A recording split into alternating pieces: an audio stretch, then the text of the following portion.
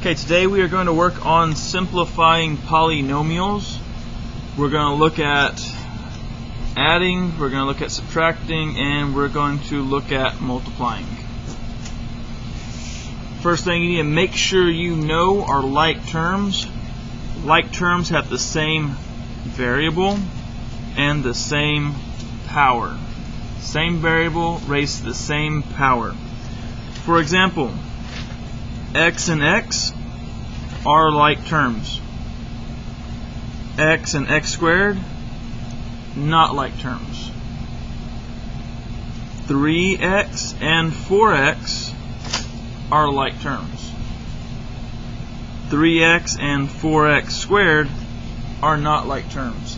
Have to have the same variable, same power. So 6x squared and 6x squared are going to be like terms. Also, some of the ones you might be most familiar with, 4 and 6 are also both like terms. Just regular numbers are like terms.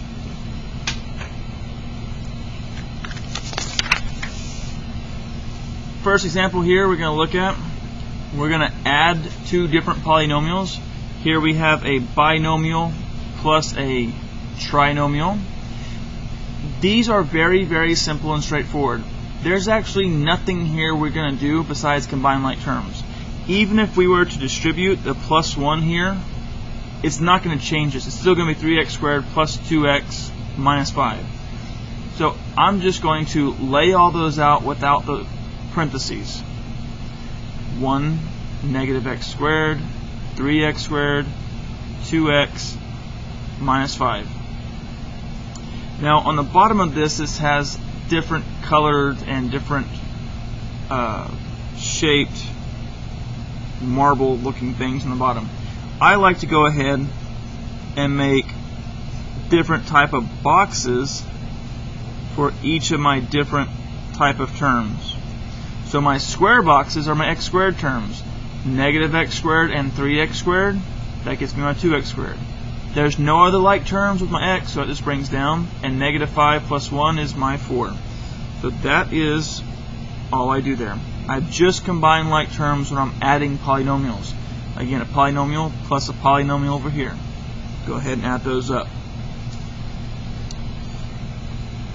To check our adding and subtracting of polynomials, we're going to plug them into the calculator. We're going to plug them into the calculator. You can see where the first part is put into y1 and the second part is plugged into y2. I look over here. I actually prefer to look at the table more than the graph. So what this would look like, I'm making up the numbers as I go.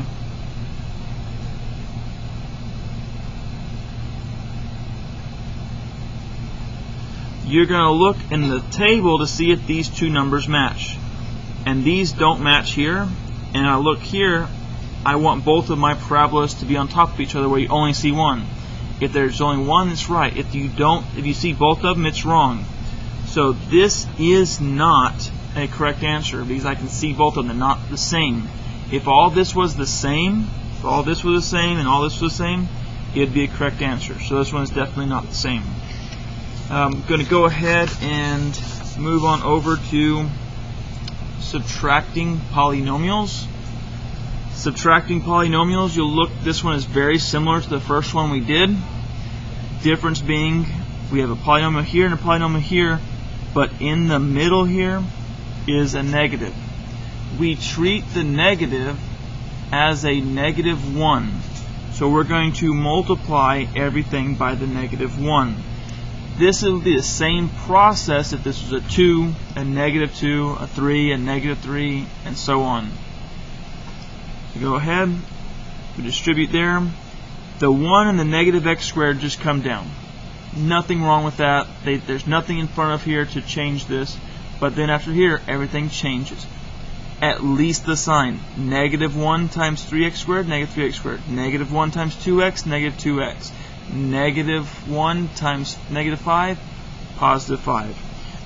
once I've distributed my negative, or again it could be a -2 or -3 in the future, identify my like terms, box that one, go ahead and box that one, circle that, and underline that one. In my boxes I have my x squared terms. I always start with my x squared terms because if I start with my x squared terms or my largest exponents, it's going to end up in standard form.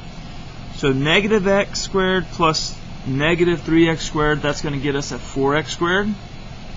Only one x term, so that goes down, and 5 and 1 added together is 6.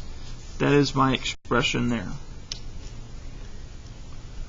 Alright, now I'm going to give you some time to do some practice problems.